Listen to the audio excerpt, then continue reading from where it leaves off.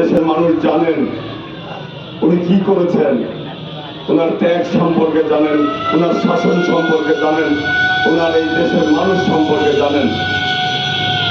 বেগম খালেদা জিয়া সমগ্র বাংলাদেশে নয়, সমগ্র পৃথিবীর ইতিহাসে এই গণতন্ত্র চর্চার জন্য ইতিহাস একটি নাম, সেটা হচ্ছে বেগম খালেদা জিয়া, যে আজকে তার সংসারের সব হারিয়েছে। খেয়াল করে দেখেন, স্বামী হারিয়েছে, সন্তান হারিয়েছে।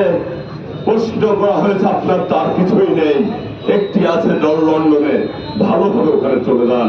আমাদের নেত্রী কি বলেছিলেন?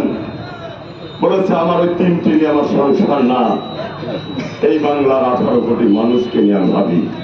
আমি আমার স্বজন সবাই আছে, এই দেশে আছে, তাদেরকে ছেড়ে আমি সুখ শান্তির খোঁজ করি না। তারই কারণে ওনার জীবনের উপর কি কি গেছে।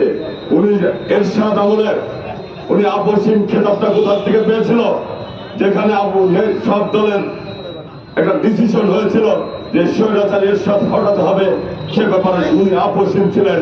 শেখ হাসিনা সেখানে একই জায়গায় একই সিদ্ধান্ত, আমরা কেউ নির্বাচনে যাব না। শেখ হাসিনা সেই কথা বলে টাকার বস্তার বিনিময়ে এরশাদ সাহেবের নির্বাচনে চলে গিয়েছিল।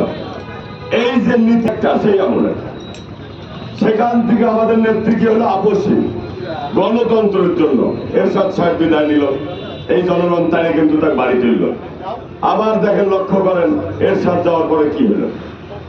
একটার পর একটা ইতিহাস যদি চিন্তা করা যায়, একটি মা, একটি মেয়ে মানুষ, এত শক্ত নেতৃত্ব, এত নীতি এই বাংলার মানুষের জন্য যে জীবন বিকিয়ে দিয়েছে।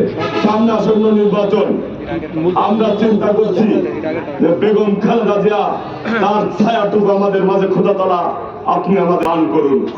ওনার ছায়াটুকুর অনেক অনেক মূল্য আমাদের দেশ না জানলো পৃথিবীর ইতিহাসে সবাই জানে। আজকে আনন্দের বিষয়, দুঃখের বিষয়, বেগম খালেদা জিয়ার হাত থেকে, তারেক রহমানের হাত থেকে, ফখরুল ইসলামের হাত থেকে অনেক সূক্ষ্মভাবে বিশ্লেষণ করার পরে